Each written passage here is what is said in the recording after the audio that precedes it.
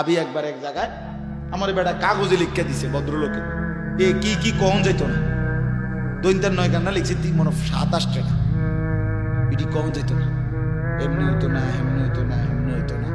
পরে লিখে দিছে নিচে কোরআন সুন্নাহর কথা বলবে।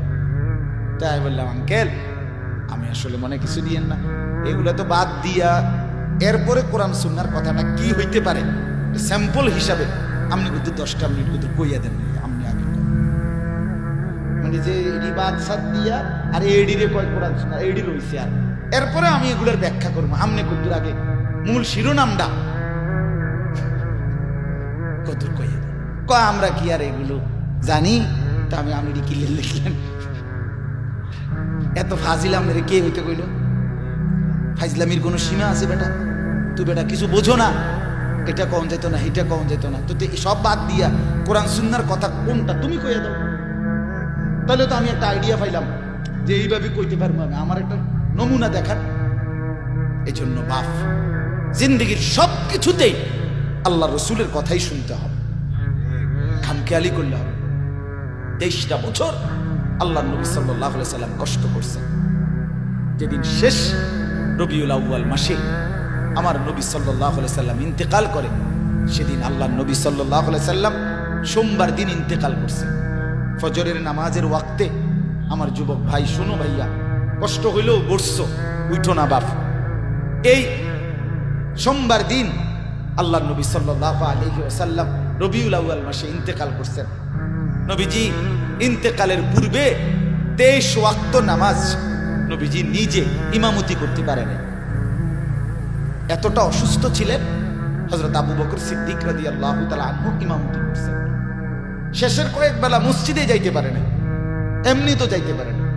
শেষ সোমবার দিন ইন্তেকালের দিন ফজরের নামাজের ওয়াক্তে, কোন নামাজ?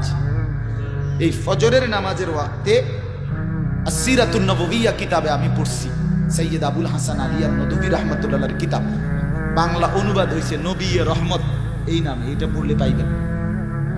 তো ওইখানে আছে সকালবেলা এই সোমবার দিন ফজরের নামাজে সব সাহাবী মসজিদে নববীতে আসছে। হযরত আবু বকর সিদ্দিক ইমামতের জায়গায় দাঁড়াইছেন, নামাজ শুরু হয়েছে। আল্লাহ নবী সাল্লাল্লাহু আলাইহি সাল্লাম বললেন, আয়েশা তুমি আমারে কনুইয়ের মধ্যে ঠেস দিয়ে আমারে বসাও, আমার হুজরার পর্দা সরায় দাও, আমি আমার উম্মতের ফজরের দৃশ্য দেখব। হযরত আয়েশা রাদিয়াল্লাহু তাআলা আনহা বলেন, আমি নবীজির হুজরার কামরার পর্দা সরায় দিলাম। নবীজির হুজরার আর মসজিদ একসাথে, এখন যে রাসূলুল্লাহর রওজা মোবারক যে এটাই হুজরা, বুঝেন নাই কথাটা? তো হযরত আয়েশা বলেন, আমি কনুইয়ের মধ্যে কষ্ট করে ঠেলান দিয়ে বুকে জড়িয়ে আল্লাহ নবী সাল্লাল্লাহু আলাইহি সাল্লামকে বসাইলাম। নবীজি তাকায়া দেখলেন পুরা মসজিদ ভরা, ফজরের নামাজে মুসল্লি ভরা। আল্লাহ নবী সাল্লাল্লাহু আলাইহি সাল্লাম আবু বকর সিদ্দিক ইমামতি করছে দেখলেন।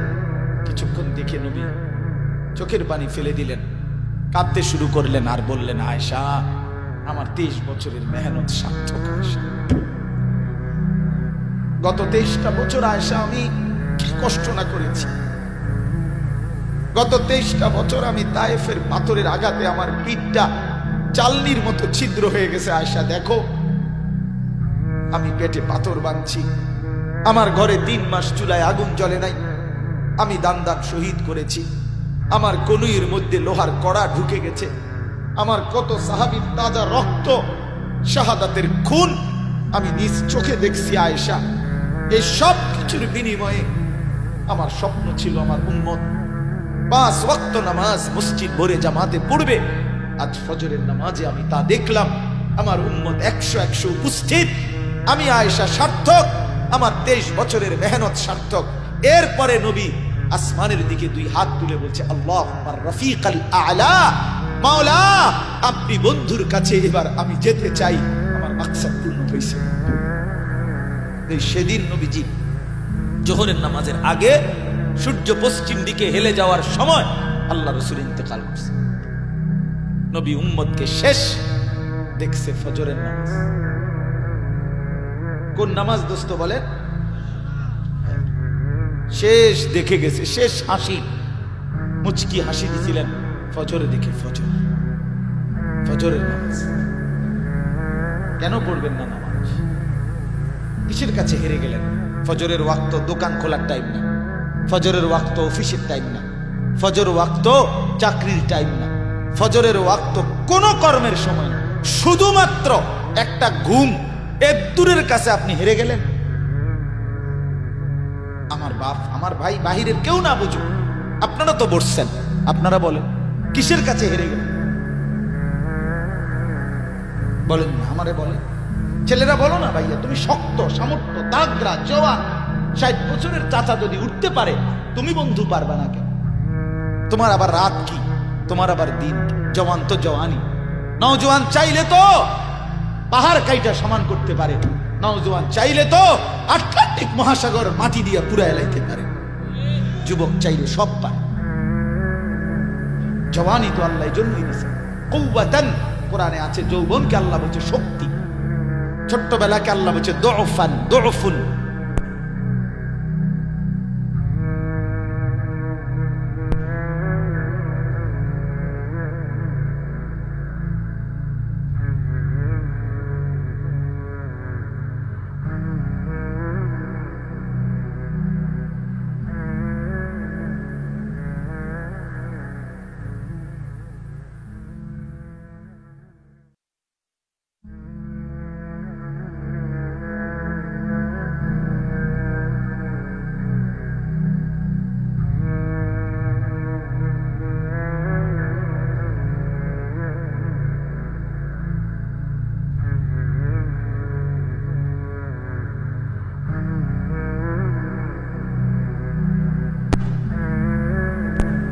পরে প্রথম খলিফা হইছেন কে? কথা কোন? হযরত আবু বকর সিদ্দিক রাদিয়াল্লাহু তাআলা।